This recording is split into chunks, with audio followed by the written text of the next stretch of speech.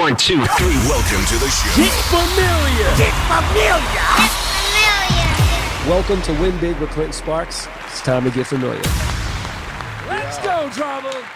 So let's go back. We want to go back before the dunking started, DJ Drama. All right, let's go when you just picked up the ball and decided I want to start dribbling before I became the Jordan of the mixtape world. So let's go back some. Let's go back to when you first started in Philly and decided, because this is Win Big with Clinton Sparks. And what I have people on here for is to help share their stories, their journey to becoming the person that you are now, who is the Jordan of mixtapes. But there's a long road to getting to that top and to be able to comfortably and confidently say, my shit is the best, right? Absolutely. So starting at the beginning, how did DJ Drama make his way from Philly into becoming one of the most prominent mixtape DJs? What was that beginning like for you? As far as becoming a DJ, like originally, it was the movie Juice that was the biggest inspiration for me to literally start a DJ career.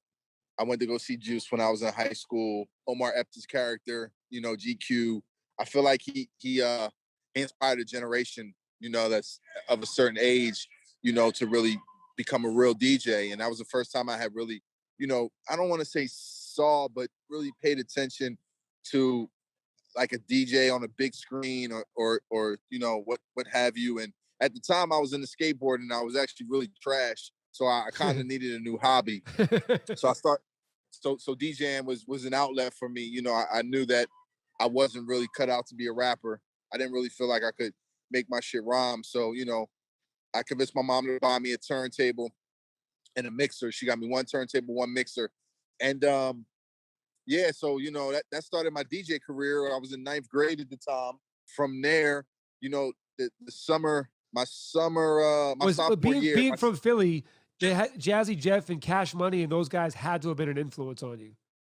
Absolutely. But, I was still young. So, of course, I knew Jazzy Jeff and the Fresh Prince. I hadn't really started paying attention to DJ culture yet, so I wasn't too familiar. With Cash Money just yet. Yeah. Of course, we all, growing up, we all know Jazzy Jeff per se, but I mean, even those guys, not so much as I would say, like I would give my initial inspiration to Juice, for really inspiring me. So honestly, my first real taste of mixtapes or mixtape DJs. I went to New York the summer after my freshman year. My sister took me to Harlem, and I was on 125th Street. And, at the time, the culture was a lot of vendors out there, and they were selling music, selling incense, selling T-shirts, selling everything. And they had mixtapes. And I bought DJ SNS Old School Part 2. Yep. And I was just, it changed my life. I was fascinated. I started DJing maybe like 92, 93. So my early record collection, there was a lot of vinyl before that time that I wasn't able to get, right? Because it just wasn't accessible and available. It was already, everybody had it. Right. They weren't really making, remaking it just yet. Right. So SNS's Old School Part 2, not only was I fascinated by his skills on the tape, it also lended me to a lot of music and records that I didn't have at the time, a lot of old school shit. And I really, studied and knew that tape inside out from beginning to end. And that was the beginning of my love for mixtapes and for mixtape DJs. And, around that same summer or I guess around the time school was coming back, I got introduced to DJ Clue. I guess I was just, I started buying mixtapes. I started finding spots in Philly that I would cop mixtapes and I would listen to Ron G and SNS. And, Clue just came on the scene. That was right around the time Clue was really starting to make a name for himself and the exclusives and everything. And, I remember going to school having this feeling just about like being ahead of the curve, just feeling like I was up on the new shit before everybody else was, because I had a Clue tape and he had the new J. Rue with the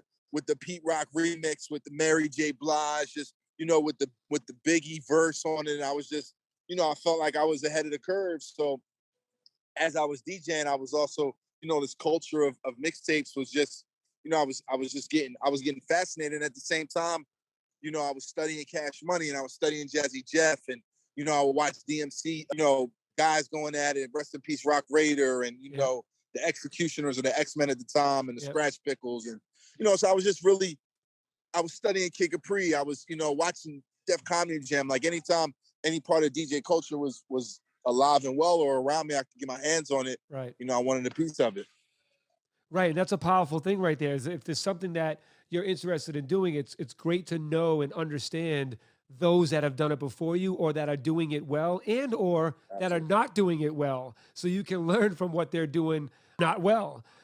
As you're talking, I'm wondering, it seems like you're on a very brisk walk in Jamaica. I'm like, I'm getting dizzy watching you spin in circles like you're on a merry-go-round. now I'm near the pier. Where my room is this villa.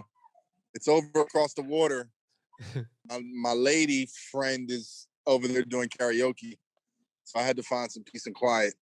I love the lady friend.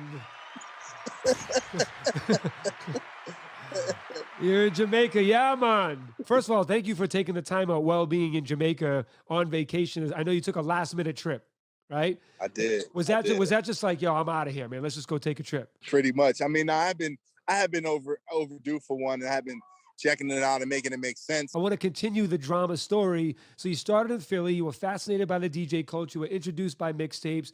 You were soaking in the game, watching the greats that were doing it before you became who you became. So now you're in that spot, right? Then you're in Philly. How did you get to Atlanta? Because when the average person thinks of drama, you think of Atlanta. You're like the king DJ from Atlanta. Even though shout out all the other people from Greg Street, Scream, all the other people that are legends there as well. But like you become the king, especially when it comes to mixtapes. So how did you get to Atlanta? Why did you go to Atlanta? And how were you accepted into Atlanta? So I got to Atlanta. I mean, short and simple. I went to college in Atlanta, but at the time I was, when I was choosing where I was going to go to school, I kind of was trying to figure out like, where I could kind of do my thing at. I always thought I was going to wind up in New York. I love New York. I also had taken a trip to Atlanta before college, with my father. I just I peeped how the culture in the city was and, the arts and entertainment and everything. And I was like, oh, okay, yeah, this is somewhere where I could kind of do my thing at. So, I got accepted to Clark Atlanta University. I went to Clark Atlanta, I went down there and yeah, I mean, it was just it was a place where there was a lot of, young people from all over the place. We had the Atlanta University Center, which was like 4 Black colleges all in one area. And I became like, the campus DJ, and I was DJing all the parties, all the dorm parties and the Greek parties. And, whether it was house parties on campus or in the cafeteria or what have you, you became the go-to DJ. I became the go-to DJ. Me and Trendsetter Sense, we met first year of school. We were actually in the same dorm. And, around the same time, I had my little mixtape hustle, and I kind of, the campus was a place for me to kind of create a name for myself and kind of get in the mix. And, between classes, I was set up on campus and, hustle mixtapes, right. interim and what have you, things of that nature. How did you become Drama? Where did the name Drama come from? The name DJ Drama actually comes from some friends of mine in Philly. And I was trying to figure out a name. I had these 2 homeboys. One was named Hakeem. One was named Bakari. Bakari's last name was Drame. He was from Senegal. And Hakeem used to always call Bakari DJ Drama. But he wasn't like a real DJ. He used to sell mixtapes and oils and incense and things of that nature. So one day he was saying it, and it just sounded so fly to me. And I asked Bakari, like, yo, are you using that? And he was like, nah. And I was like, can I have it? And he gave me the name DJ Drama. No, it's great because I'm asking that because obviously it's a marketable name. So I'm wondering how you thought about the marketing of that as you were becoming DJ Drama, the marketing behind it. Interestingly enough, I always battled with marketability of that name because I felt like the name Drama was such a common word that it was going to be very hard for people to associate DJ Drama or myself with that word.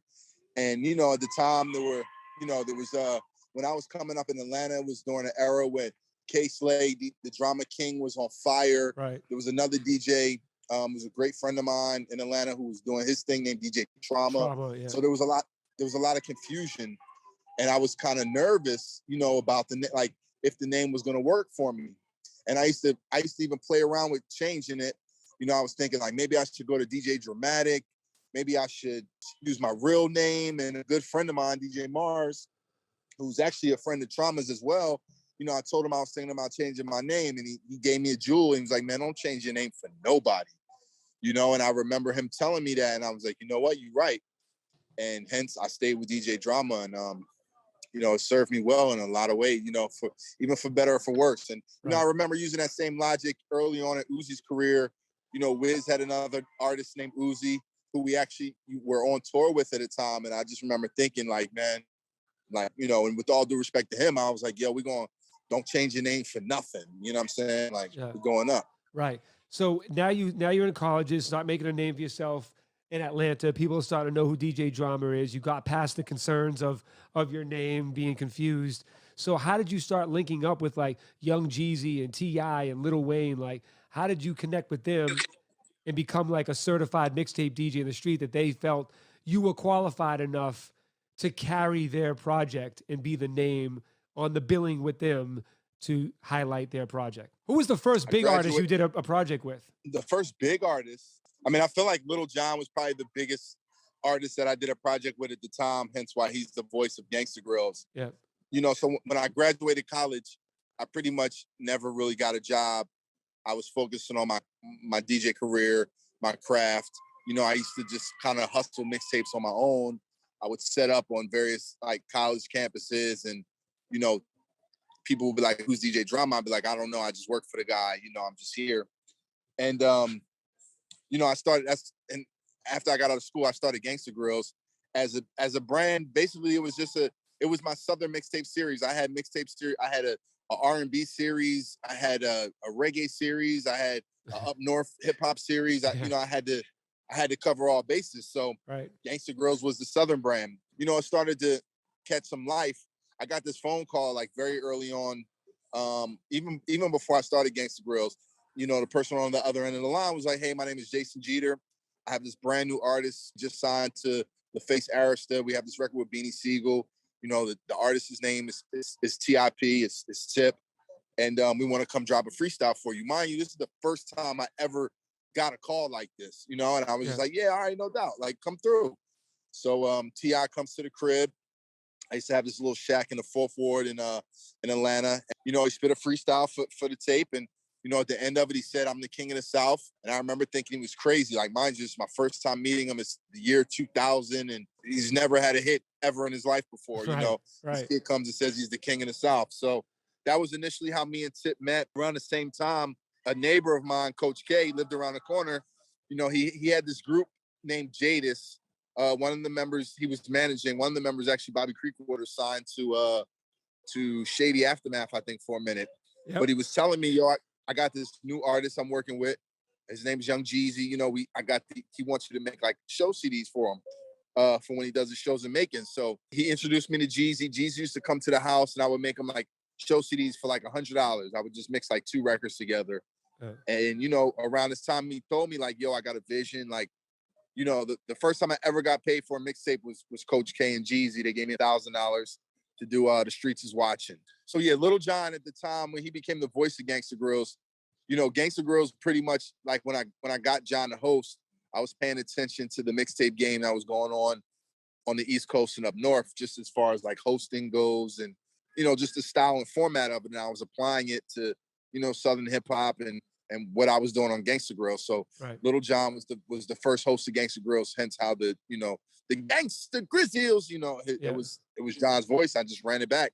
And and then, you know, I just started to, from then on, have artists hosted tapes. And around this time, T.I. was becoming a real thing. Like, you know, 24s was heating up, and, you know, they came to me with the idea, the concept to do like one whole tape so the idea and the concept to do like one whole tape with one artist came about. And the first Gangsta Grills that was ever one artist was DJ Drama and T.I. and PSC meets in the streets Gangsta Grills.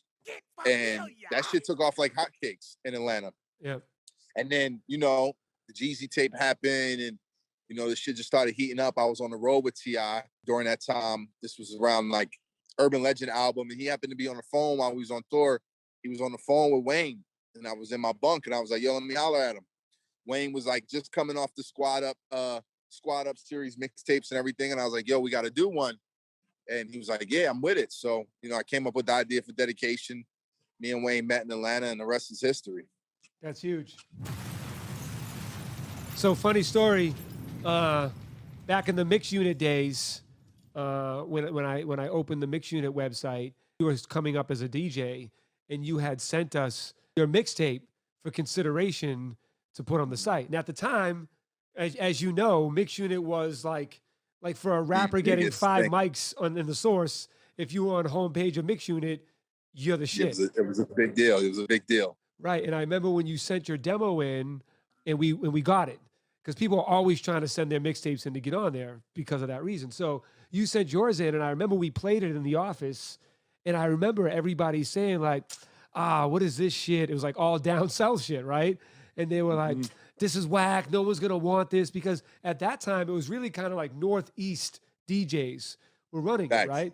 So when we played it, everyone was like, nah. And I was the one person, I was like, are you guys high? This is fucking dope. This dude is killer. If I was hipping them, I'm like, yo, dudes go platinum down south out of their trunk of their car with their albums. I go, if down south had a DJ Clue of the South, that guy would be the biggest thing ever, right? And everybody was like, oh, yo, wildin', blah, blah. And they were like, all right, cool. You can run that project. So when I was at Mix Unit, I was responsible for putting you on the front page and making sure you got the shine, because I seen what you were doing and what you could be. And I knew that you could be who you were going to be because of what you were doing. I feel like I played a little bit of a role in the rise of DJ Drama. Absolutely. I humbly appreciate that. And not only did you play a role, you played a very significant role, because that was, before we're here, we had to be there first, and that, like you said, that Mix Unit was everything. Like, it meant a lot. And there was a lot of mixtape websites and a lot of outlets at the time.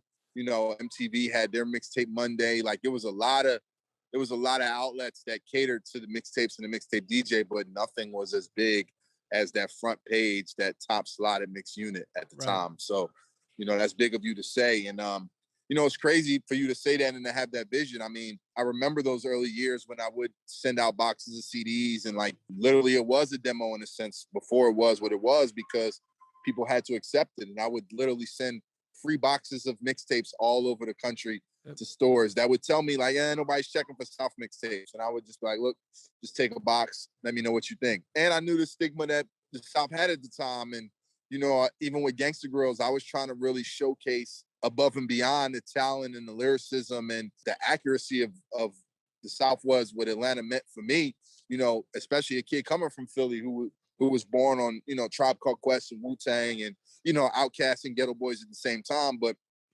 from an East Coast perspective as well. So, in a sense, I didn't even realize what I was doing or becoming, but it can be compared to say that, I did become the Clue of the South. Right. And, one of the things back then, too, from that era, which is the golden era of mixtapes, was, kind of like, 2000 to 2008.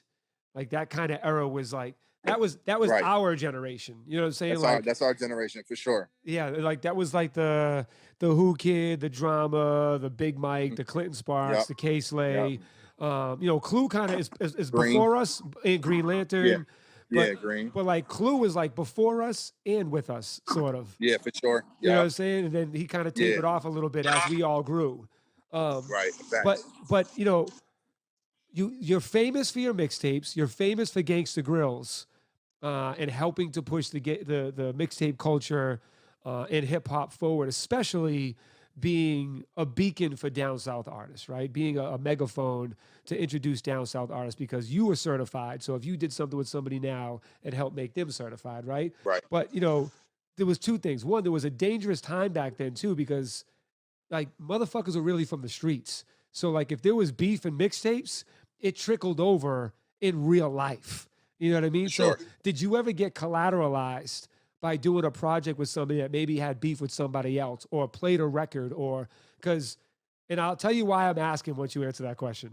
I think I can think of two occasions. I was instrumental in T.I. and Little Flip's situation. Tape that I did, one of the early Gangsta Grills, was actually called Down with the King. It was a T.I. tape that pretty much the majority of the tape was going at Lil Flip.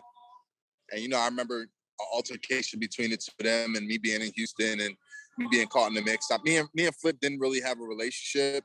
So he actually tried to charge me for Gangsta Grills a long time ago, like even before that happened. So I never necessarily felt the type of way about that one. But, you know, I also feel like I got caught in the mix between Jeezy and Gucci. You know, and that was some real street shit. And it definitely played out on mixtapes because, you know, I came into the game where people knew me and me and Jeezy, obviously, you know, with our history with the mixtapes, and then me and Gucci went on to work. And, you know, me and Jeezy at the time weren't in the greatest of spaces. So, yeah, I got caught in the mix a little bit, playing a role. So, for sure, I know what that's like. Did it ever get, like, scary, dangerous for you? Like, shit. It did, actually. It did. It got a little... It got to a point where there was a small time and space where, you know, I didn't really go places by myself, or I felt the type of way. You know what I'm saying? I would never be alone if I was moving around. And, you know, thankfully, like when Jeezy and Gucci originally squashed their beef in like 2009 or whatever year we did that, you know what I'm saying? I remember that feeling of that weight being lifted off my shoulders, you know, where I was like, all right, cool. I can be back outside alone or move around how I feel. Right, because there was a time in New York. I don't remember if you were there. We did a Vibe photo shoot. Were you at that Vibe I was photo? there. I was there. I got there. I think I got there right after the incident happened. So you know what I'm talking about.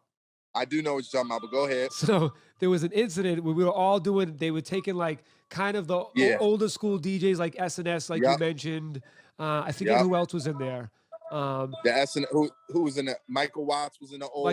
Michael Watts was in with us, I think. I don't think so. I think he was with the other guys. Was he? Kid Capri. Yeah, and then Green. No, Green was with us. Green was with us. Nah, Green wasn't with us. He wasn't? I don't think so. I could have swore. Anyway, so it was like Green, it was Green kind wasn't of, with us. We was the young. It wasn't nobody that was like that was well known with us yet. We was the young boys. Well, Khaled was in there. It was me, you, Khaled, Green. They put, but I think they photoshopped Khaled, if I'm not mistaken. Yeah, he didn't show up. Yeah, I remember that too. Yeah, I remember hearing that. Was my first experience with outside of our mixtapes where we put shit together on the cover. Yeah, right. That was my first experience with like real life journalism. Like, oh shit, you like put people together. So like from that day on, I was like, no magazine cover's real. It's like they're not in the room together, right? It's like when I first realized. I think P. Cutter was with us though. Yeah, he was. Yeah.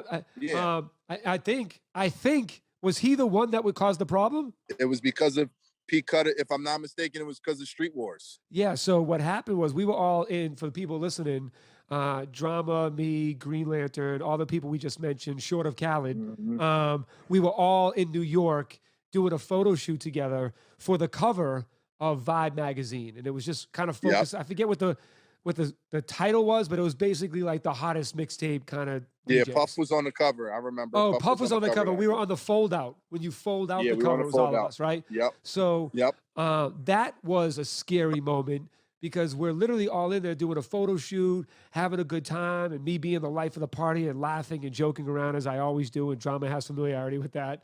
I'm always the clown in the room.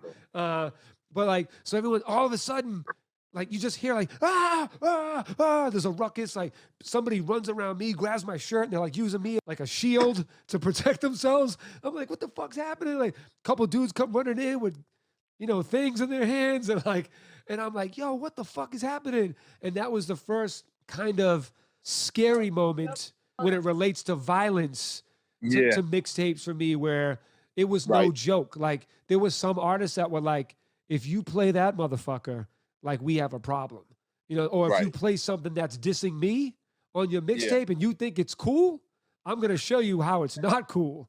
And, and that was a moment where, you know, this particular rapper and his crew pulled up and was like basically teaching everybody a lesson. And I remember when the room was quiet, then it was literally just like a gangster movie, bro. You were there. And it was just like, anybody else want to play some dumb shit like this on their mixtapes? No, I remember. Yeah, I feel like I got there right after the fiasco.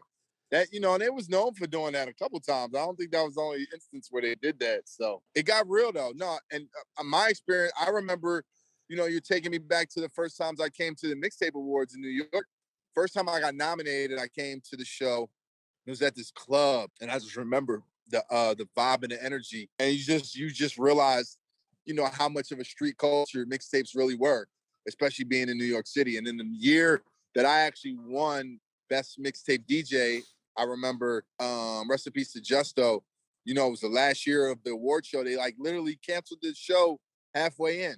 Like we were all there. I remember it was something happened or broke out, and they stopped the show. Everybody just went home. Yo, So New York was crazy at that time. I mean, clubs would get shut down. There was shootings and fights and like it was crazy. That's when the worlds were real. I remember winning my first mixtape award at Justo's in '02. I won a new mixtape DJ of the year. And I remember like how much hate I got from everybody in New York because I wasn't a New Yorker. Right. Yeah. Us outsiders used to get a lot of flack. I remember how proud I was when I won Best Mixtape DJ, just not being from New York and like knowing. I think if I'm not mistaken, I was like the first non-New York DJ to actually win Best Mixtape DJ. Yeah. Just to, it was a crazy time. Well, a hell of a time. It was well deserving. Yeah, it's a time that we'll never get back. Good times and good memories and scary memories based off of those things right there. But speaking of scary, and speaking of your impact on the culture from winning awards to building the biggest brand within the mixtape era, the other big thing that happened with you that scared all of us is when you were raided by the feds. So you're at the top of your game, and then all of a sudden we wake up one day and did you hear what happened to Drama? Drama. Yo. Everybody's running scared, right? Because Drama got raided by the feds for what appeared to be a mixtape DJ. But obviously they couldn't just arrest you for a mixtape DJ. So what did they really come in there for, even though mixtape DJ was the facade on why they were coming at you? What did they actually charge you with? They charged me with bootlegging and racketeering under the RICO law, under the RICO Act. Were you there when they raided? I was there when they came. Holy shit. So you must have been shitting your pants. Yeah, I don't know how, to this day, I don't understand how I stayed so calm. I mean, because they came with the guns drawn, like pointed at me, told me to get on the ground, all that shit. And yeah, they said, Tyree Simmons, you're under arrest for bootlegging and racketeering. And when it came down to like, when they raided us, they said like, yo, tell us where the guns and the drugs are. They detained like 17 of my employees at the time. And, they didn't find a joint, a handgun, no nothing. And the actual law that they sprung on me was this law called the True Name Law, where it says that if you sell a CD, you must have the address or a address on the back of, the actual physical CD. And, mixtapes at the time, we had these black cases or silver cases. So there was no writing on the back of it. Right. For sure. So they come in the door, you're there with your friends and your workers, you're on top of the world, you're Mr. Gangsta Grills, probably getting ready to work on a new mixtape. Were you actually working on something at the time? I was working on my debut album with Atlantic.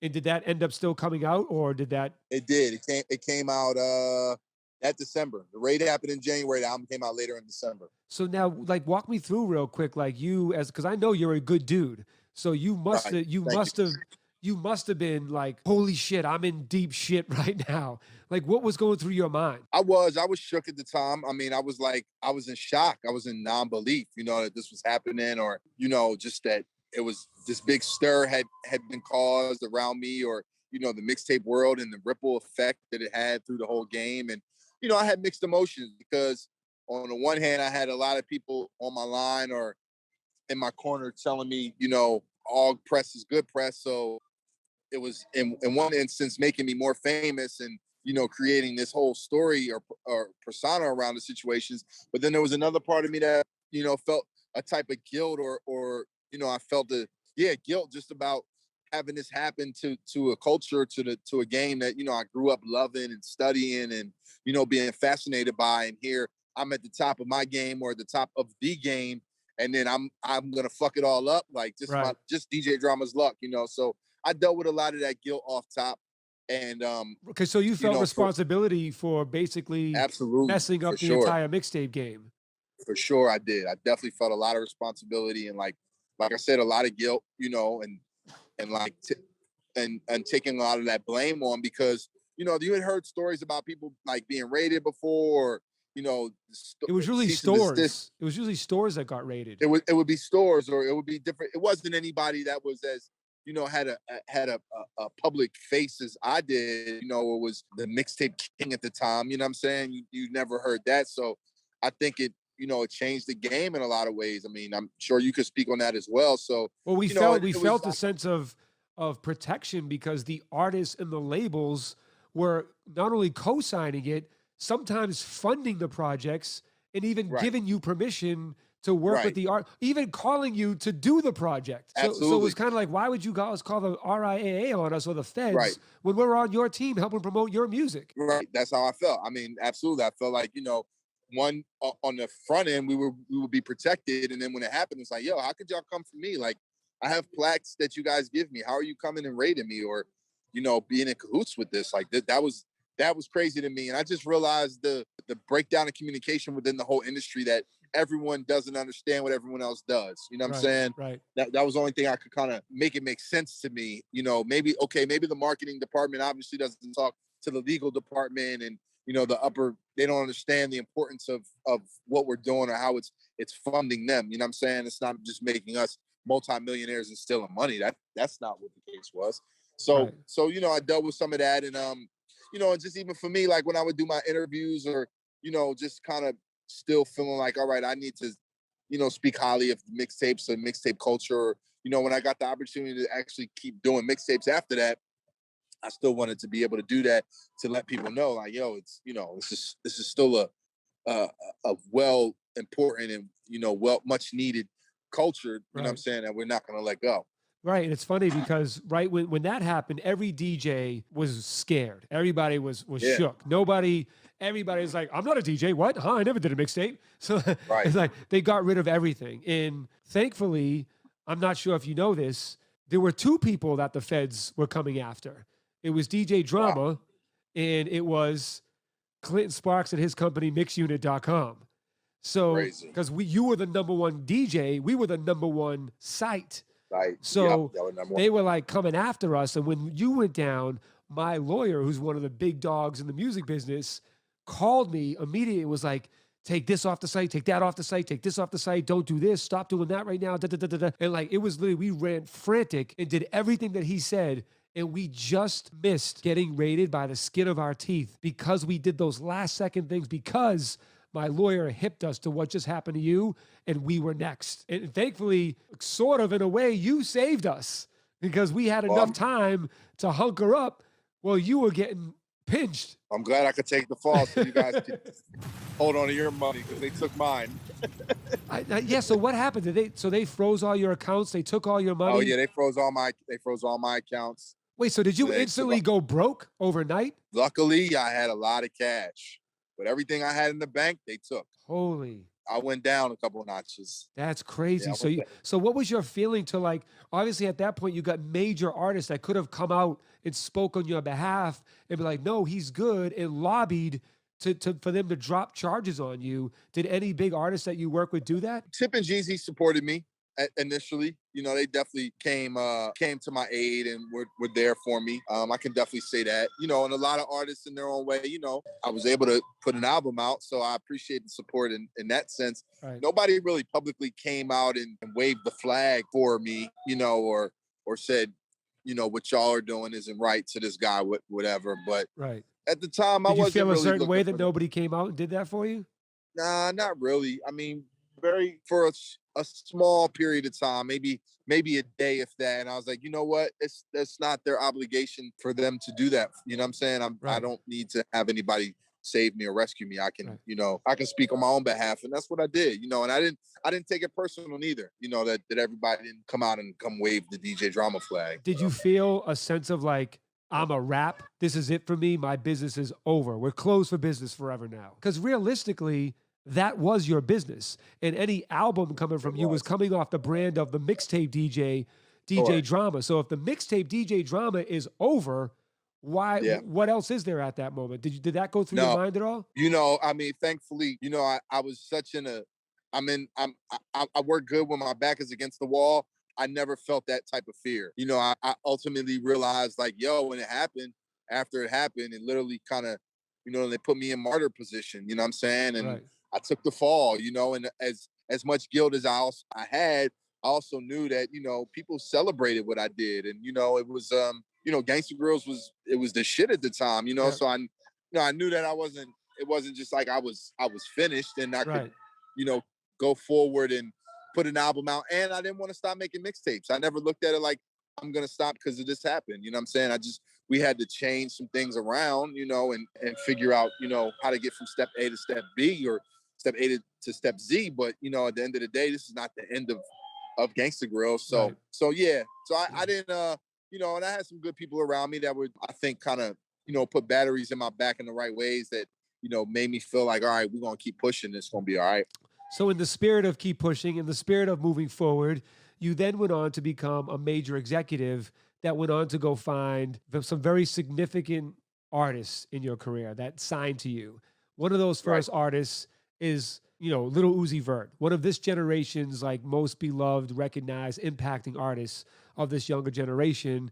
And you discovered him and you signed him. How did you discover him? Originally, I discovered him through Cannon. Cannon discovered him. He had a gig in Atlantic City, which is, which is in Jersey, which is right next to Philly. Yeah. And he was driving through Philly to Atlantic City, listening to Power 99. DJ Diamond Cuts played a Uzi record, and Cannon kind of felt like, it sounded a little different. He called Diamond Cuts and asked her what was that, and she told him it was this new artist that she had actually just started working with named Little Uzi. I think Diamond Cuts put Cannon and Uzi in contact, or Cannon DM'd Uzi. They linked in Philly. He came back to Atlanta and told me about him. He was like, yo, this kid. And at the time I was I had just started my my position at my A&R position at Atlantic. There were a couple of other artists that we had previously kind of had interest in, thinking about signing or doing the deals with that didn't work out. And, I was like, I don't want to miss another one. I don't want to, if this, so we started courting Uzi and started working with him. He came to meet me on tour. I was on tour with Wiz Khalifa at the time. And, we linked that way. Then he came to Atlanta. He started recording in Mean Streets. We took him to South by Southwest one year early on. And, he was pretty much with us ever since after that. And he was our flagship artist for Generation Now when we launched the label in conjunction with Atlantic.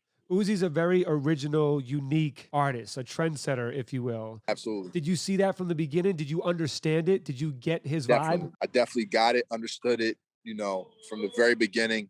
And we always knew he had a vision. We knew that he was different from anything that had come out of Philly yet, or to that, had ever came out of the city. Right. And I remember telling people, when I used to have to explain, like when we first signed him, and people would be like, what you working on? And I was like, yo, it's this kid, Little Uzi. And people would kind of need an understanding or explanation. The only way I could describe it, I remember, was saying he's to Philly what ASAP is to New York, and people would be like, oh, okay, all right. They kind of got it, that was, at the time that was, Uzi was different, and Philly's known for being spitters. And, as much as Uzi can rap too, that he doesn't come off as what people would most notably know. People, when you think Philly before Vert, you would think Siegel, you would think Meek, what I'm saying? Right. You think Petey, you don't necessarily think about this kid with purple hair, you know what I'm saying?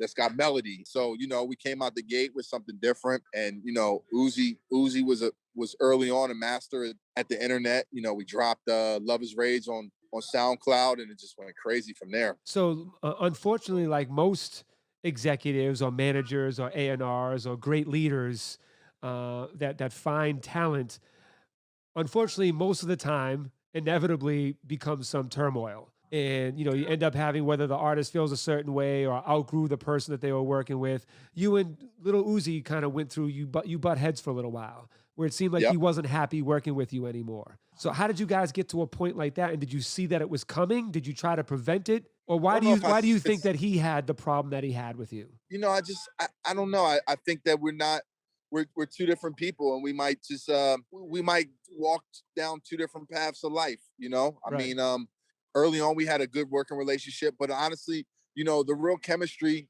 in that situation was always between Cannon and Uzi. Right. And Cannon was, when it came to the music Cannon and Uzi were, they were a 1-2 combination. You know what I'm saying? And Lake handled the business, and I was the megaphone. I'll be the one that's going here and creating a platform or screaming his name. So that was my job. So me and Vert, like, we always had a funny relationship in a sense where, I just saying in interviews the first day I met him, he cracked a joke on my jeans and some shit, or he told me very early on, like, Drama be more famous than you. And I remember saying, like, listen, if you're not, I failed as an executive. So, yeah, I hope so. But yeah, I mean, we came to a common place with just kind of, staying out of each other's way for the most part. And I was never very hands-on when it came to Uzi's music and delivering or necessarily being in the studio, day in and day out with him. So do you think that was the problem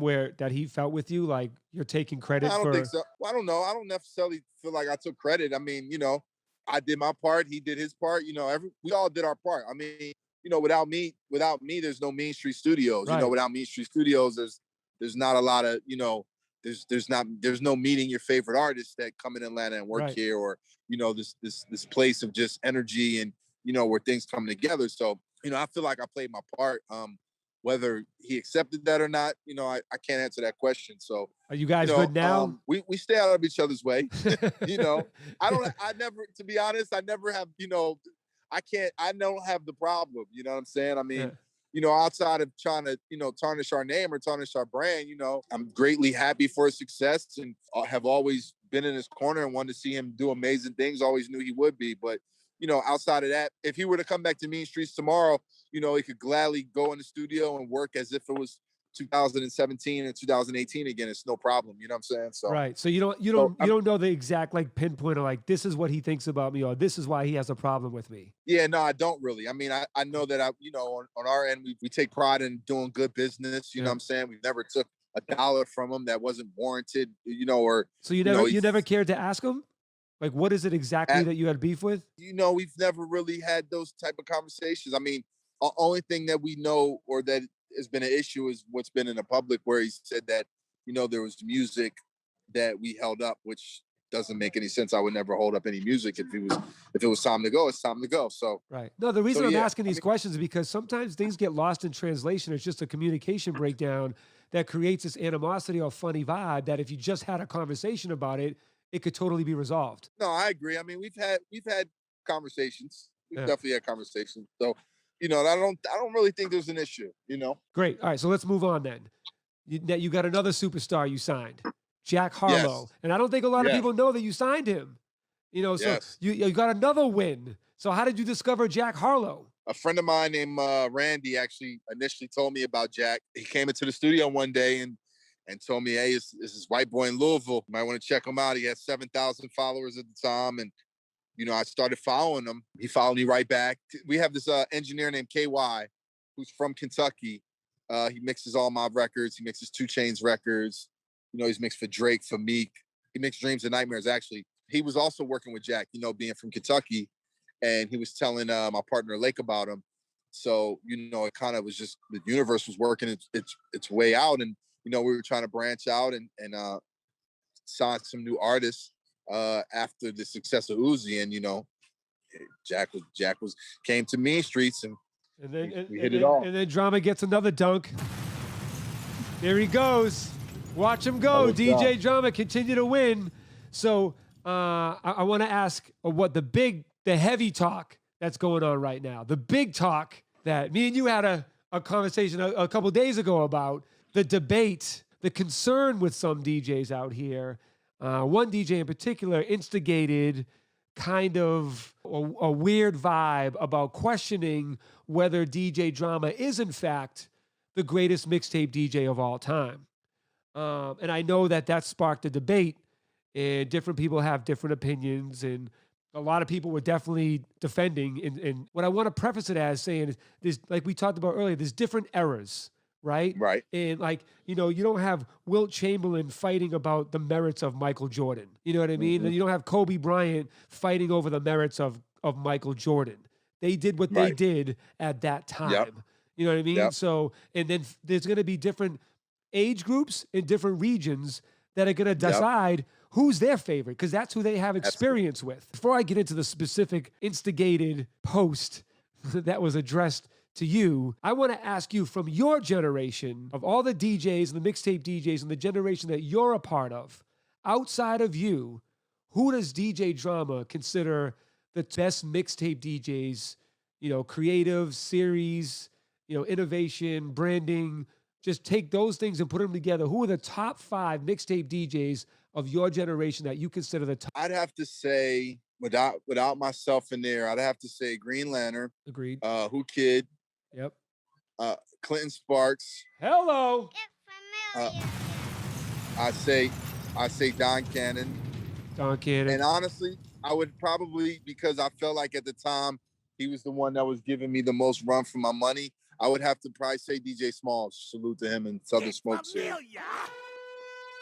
So DJ Drama's top 5 mixtape DJs of his generation are DJ Green Lantern, DJ Who Kid, Clinton Sparks, Don Cannon, and DJ Smalls. Yeah, there it is.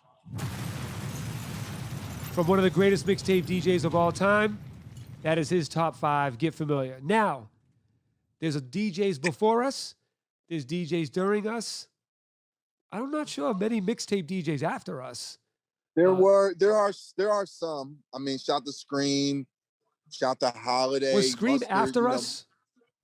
Scream was a little during, but majority after us though. But I also don't think Scream. I think Scream was definitely in our world. But I also think people. Go ahead. No, go ahead. The people after us, it didn't have the same cultural impact because we were the internet. We were. Right. You were Spotify. I was Apple Music. Green Lantern was Amazon. You know what I'm saying? Like, you went to us to find the hot new shit. Well, and that's a lot of my argument, Clinton, with, when it comes to me saying I'm the greatest or I'm the best.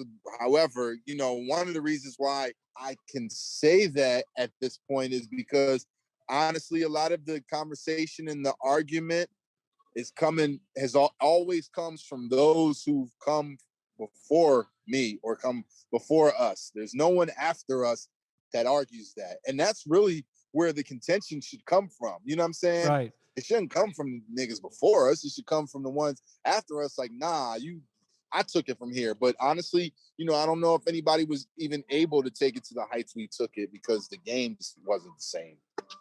But agreed. So that can be argued too. Right. I mean, me and Mustard, I salute to Mustard and the accomplishments that he's gotten to, and I consider him from the mixtape cloth. He was a mixtape DJ in his own right. Right. So the guy that made a post,